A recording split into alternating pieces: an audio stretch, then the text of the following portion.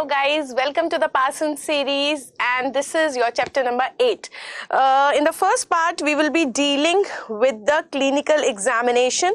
So first, we are trying to assess the vision. I think this is the most important part in the clinical examination. So the assessment of the vision, the first thing, visual acuity. What is the important definition of visual acuity? It is the measure of the spatial resolution of the eye, or in other words, it is the estimation of its ability to discriminate between 2 points. Now, what is the meaning of this? Let me explain you. It is the ability to discriminate between the 2 points. Now, if you analyze the topmost letter, which could be E, something like this, okay? So, you are able to analyze this as a letter only when you see the 2 ends as a 2 distinct points. If you are seeing it like this, okay, join, then you won't be able to read the letter. So, it is actually the measure of the 2-point discrimination or the nasal discrimination of the letter.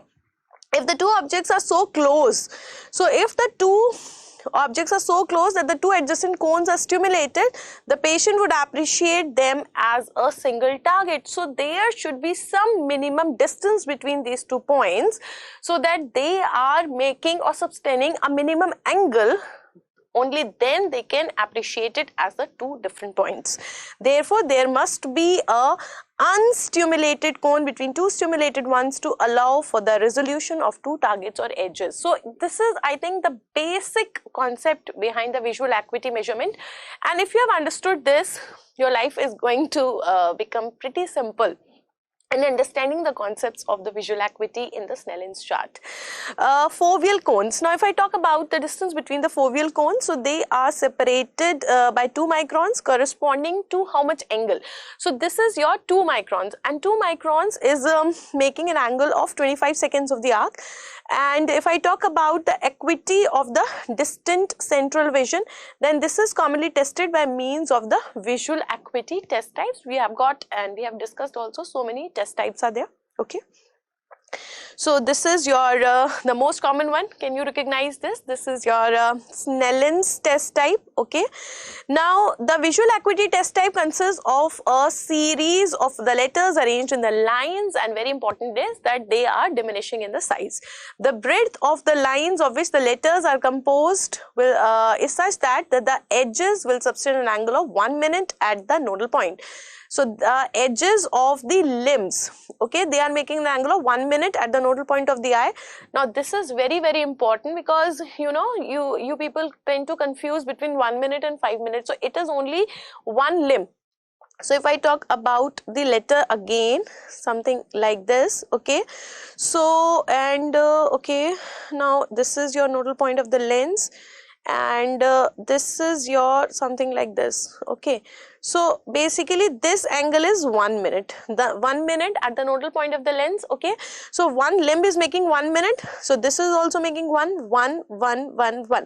So total 1 into 5, because each letter is made in such a way that it is fitting inside the square, which is 5 times.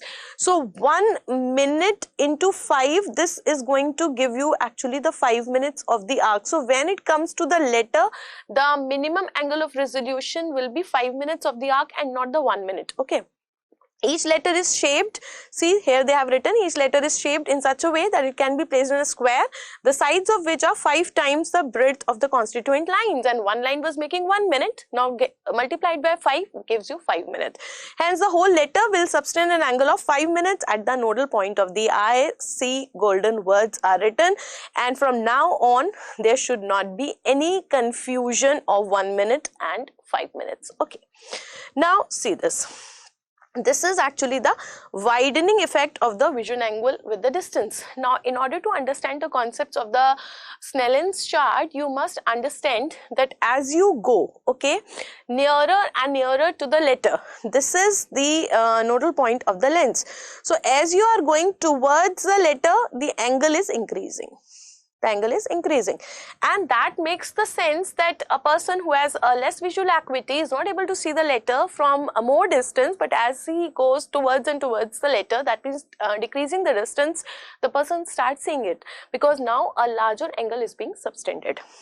Okay, so to fulfill these conditions, a letter used as a test type presented at a distance from the eye must be larger and the constituent line must be broader than in a case it is used to be nearer the eye. So obviously what they are saying is that if you are increasing the distance, then you have to actually increase the size of the letter, otherwise it will become difficult for the patient to see it. In the Snellen's types, the largest letter will subtend an angle of 5 minutes at the nodal point if it is 60 meters from the eye. So we know that in cases of the Snellen's chart, each line is making the 5 minutes of the arc, that is the minimum angle of resolution, but at its respective distance. And for the topmost letter, what is the respective distance? That is 60 meters. Those in the subsequent lines will also make an angle of 5 minutes, but that will be at the different distances. So that letter that is at second one, that is 6 by 36, that will make an angle of 5 minutes at 36 meters, then 24 meters, then 18 meters, 12 meters, 9 meters, and finally at 6 meters only. A person with an average acuity of vision ought therefore to be able to read the topmost letter at 60 meters, second line at 36 meters, third at 24, and so on. See, a very easy thing I should tell you, that if a person is seeing the topmost line from 6 meters, because the patient is supposed to stand at a distance of 6 meters, and if he or she is reading the topmost line, then his visual acuity is 6 by 60. However, a normal person should read this letter from 60 meters. So what a normal person will read from 60 meters, this person is reading from 6 meters, the next is 6 by 36. So what a normal person will read from 36 meters, this person is reading from 6 meters, next is 6 by 24. What a normal person will read from 24 meters, this person will read from 6 meters. Then we have got 6 by 18, what a normal person will read from 60 meters, this person will be reading from 18 meters. Then we have got 6 by 12, what a normal person will read from 12 meters, this person is reading from 6 meters. Then 6 by 9, what a normal person is reading from 9 meters, this person is reading from 6 meters. And finally we have 6 by 6, that what a normal person is reading from 6 meters, this person is also reading from 6 meters. So I hope this is very, very clear, the concept of minimum angle of resolution along with the Snellen's test types. Now for convenience, the patient is kept at a fixed distance, that is 6 meters. At such a distance, the divergence of the rays in a small bundle which enters the pupil is so slight that the rays can be considered parallel and accommodation is eliminated. So for the practical purposes, we are using the distance 6 meters, because while you are measuring the visual acuity, you have to consider that the rays are coming from the infinity and they should be parallel. So we cannot keep the object at infinity, but we are taking quite a lot of distance, that is 6 meters, where you can consider practically that the rays are parallel and accommodation is also at rest. A person with normal vision sitting at a distance of 6 meters ought to be able to read every letter from top to end of the 6 meter line. Many people can read more in good light. If a patient can read 18 meter line, his distant vision is defective. Basically 6 by 60, this 6 by 6 to 6 by 18 is considered to be within the normal range. So if a person is having less than 6 by 18, then we say that it is coming under the low vision. The numerical convention used to record this defect is a fraction. It is a fraction in which the numerator is the distance at which the patient is from the types, and that is fixed, that is 6 meters. And the denominator is the distance at which a person with normal vision ought to be able to read the last line, which the patient succeeds in reading. So if I say that the patient is having 6 by 18, so numerator is 6, so patient is standing at a distance of 6 meters, and upon 18 means what a normal person is reading from 18 meters, this person is able to read from 6 meters. So normal person's vision will be 6 by 6 and his vision is 6 by 18. Notations other than original suggestion of Snellen's are widely used. So in if I talk about the US, their metric system is not used, they are using in feet. Now 6 meters is equal to 20 feet, and that is why 6 by 6 is equal to 20 by 20, and that is why in many charts instead of 6 by 6 you see 20 by 20, and on this basis only we have got our Vision 2020 program. The Vision 2020 program that we made is also based on the same thing, that achieving the visual acuity of 20 by 20 by the year 2020, right? All right, now coming to the notations for the visual acuity, the Snellen's fractions are also used. Snellen fraction can also be reduced to a decimal number, and then it is called as a decimal acuity. Now the same Snellen test type can also be reduced to the decimal fractions. In this system, a higher visual acuity is represented by a numerically larger number, which is reversed in the Snellen's grading. All right. Now, talking about the minimum angle of resolution. Minimum angle of resolution, if I talk about the denominator in the Snellen's grading, then it is an indirect measure of the size of the letters read and the angle they are subtending.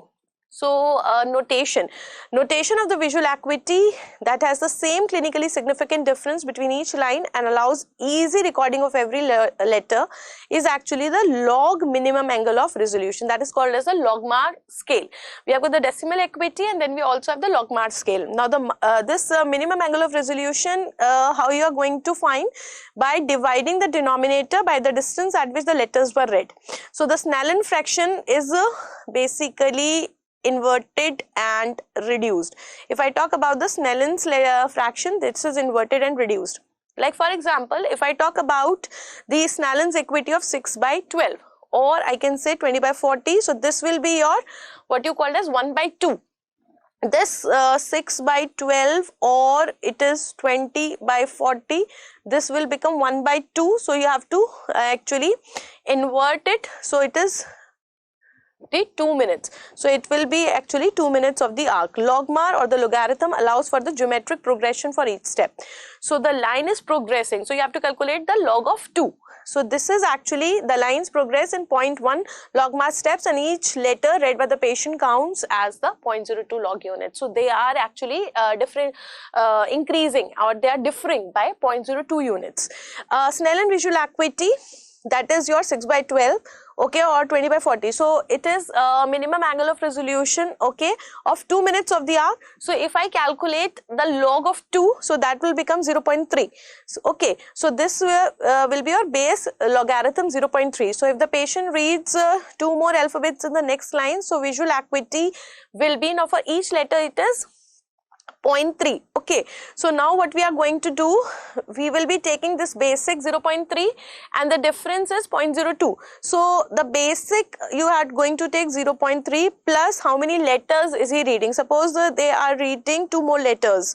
Okay, so if the patient is reading 2 more alphabets, so I have to multiply 2 into 0.02. okay, so in this way you have to go, and this total will become 0.34. so this is actually the basis of your Logmar chart. okay, the derivation has been used in the construction of the Bailey-Love chart. okay, this chart has 10 letters and they are having equal legibility. And what are these letters? Can you see? We have got D, F, H, N, P, R, U, V, Z. These are the letters they are using. These letters are structured in a ratio. What is this ratio? The ratio is 5:4. We are using this ratio 5:4. And there are 5 letters in each row. The chart has a constant geometric progression and the size of the letters are also decreasing by a factor of 0.1 log units. So the basic thing that you need to remember is that just take the fraction, then reverse it, like 6/12 I have to take 2, then take the log of that. Log was 0.3. Then how many letters is he or she reading in that? So you have to multiply it by 0.02. So and then add up to 0.3 and you are getting the value. Okay, how many letters that was having Bailey-Love chart? It was having the letters, 10 letters, and the ratio is 5:4. Now the distance between each letter is equal to, important fact is that the distance between the 2 letters is equal to the width of the letter. Then the chart used in the ETDRS is based on the similar principles and uses a combination of 10 alphabets only, but their ratio is 5:5. So minor details you can remember. What are the charts that we are using in the ETDRS study? So we are using a similar kind of chart, again same 10 alphabets, but their ratio is 5:5. Okay, so here they are showing this. These are your 5 letters one. Okay, this is your modified Bailey-Love visual acuity chart. So you can remember the name, because sometimes, you know, especially, you know, this AIIMS people, now it is INI CET exam, they sometimes have a habit of picking up directly that image which is given in the Parsons. So you can have a look before going to the final exam. Now talking about the illumination, because, you know, illumination plays a major role when it comes to the measurement of visual acuity. So the amount of illumination on the test card has a considerable influence on the visual acuity, and it has been found that it rises rapidly as illumination is increased from 0 up to 5 to 10 foot candles, and more slowly up to 100,000 also. So it has been found that if you increase the illumination, there is tremendous increase in the visual acuity, and that is why whenever, you know, you measure the visual acuity of a patient, always take care that you have good illumination there. The illumination of the test card should never be allowed to fall between below 20, you should not allow, and to allow for the deterioration of the lamps with use, a standard of 100 is actually used. So if you take as standard is 100, but should not allow to fall less than 20. Now we come to the technique of the visual acuity measurement. So the patient is placed at 6 meters and asked to read the visual acuity. So the patient should be instructed how to stand from the visual acuity chart, what is the distance, and he has to go one by one. Then you have to properly instruct the patient. He has to close the eye, and never he should close the eyes with the fingers. Always we have to cover it with the palm, and not too close or not too tight. Okay, gently we have to close one by one. Okay, and we have to start reading from the topmost letter towards the bottom one. So largest say the smallest ki taraf we have to move. Okay, so we have to move from the largest downwards to the smallest. If the patient cannot read the largest letter on, then he is told to walk slowly towards the type. So obviously, if you remember, we have got like 6 by 60, then we have got 6 by 36, 6 by 24, 6 by 18, 6 by 12, 6 by 9, and finally 6 by 6, right? Now what if he is not able to read even this much? So obviously now what you have to do, you have to keep the 60 constant. Up till now we had kept the 6 constant, but now we have to keep the 60 constant, and we have to see from where he is able to see the 60. So there what you can do, decrease the distance, so it can be 5 by 60, 4 by 60, or 3 by 60, 2 by 60, 1 by 60. Because, you know, the minimum is 1 meter, so we have to go up to 1 meter here. Okay, so he should be moved back a little, since he may not have understood exactly where to look. So in this manner, the furthest point at which he can distinguish the top letter is determined. If this is 3 meter, the visual vision is recorded as 3 by 60. So if you are recording that 3 meters, suppose he is able to read the topmost letter at 3 meters, then his visual acuity will be 3 by 60. If he is unable to see the top letter, even when he is close to it, he is asked to count the fingers. So that is how we go. So if this is not done, okay, then this is the minimum visual acuity, which is actually measured with the help of the Snellen's chart. Okay, so if he is not able to read even from 1 meter, then we have to move at finger counting. So finger counting at 1 meter, then finger counting near the face we have to go. Okay, then you have to go for the finger counting, okay, at 1 meter, and you have to see how many fingers they are counting. Counting fingers, 3 fingers, 2 fingers, something like this. Okay, if he cannot count the fingers, then you have to move the hand. That is called as the hand movement. So then you have got the finger counting. Finger counting ke baad the hand is moved. That is called as the hand movement. So that vision is recorded as hand movements. If he is unable to see this, he is taken into a dark room, and then the light is focused. Again, how to measure the light perception.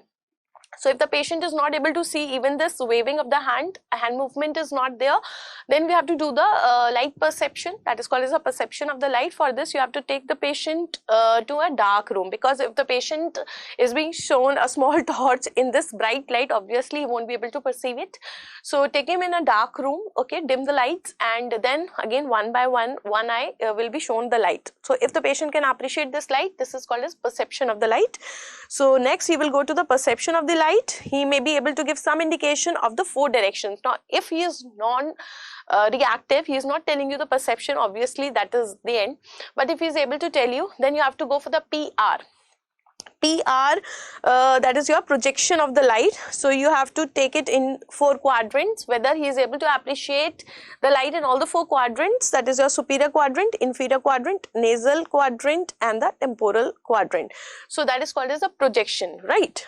Now we come to the refining the visual acuity. Once you have taken the visual acuity, how to refine it? The initial measurement gives the visual acuity of the eye unaided. So first you have taken the unaided visual acuity, which is uncorrected. Now if this vision is subnormal, the visual acuity is again determined by asking the patient to read the letters through a pinhole. Now if you feel like that this visual acuity is very less, then next we do the pinhole test. So a pinhole is being given to the patient, something like this, and a very small hole is there. This is called as a pinhole, and we ask the patient to look through that pinhole if he improves. Okay, so there are 3 interpretations. If it is improving, then it's a refractive error, right? It is necessary in all cases, however, to determine the function of the macula in the best optical conditions. For this purpose, the refraction of the eye must be determined and visual acuity again assessed in the same way.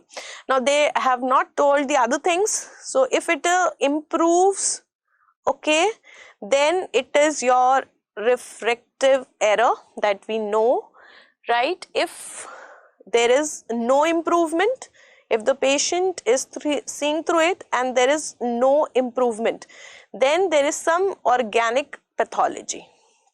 That means there is some organic pathology. And the third thing is that it can also worsen. If it is worsening, that means that there is some macular disease. That means there is some macular disease, and we are giving just a central vision, so that will lead to worsening. Okay, now we come to the near vision. Near visual acuity. So how far you are measuring the near visual? Near visual acuity is taken at 40 centimeter, and different kind of charts we are using. We have got the J notations.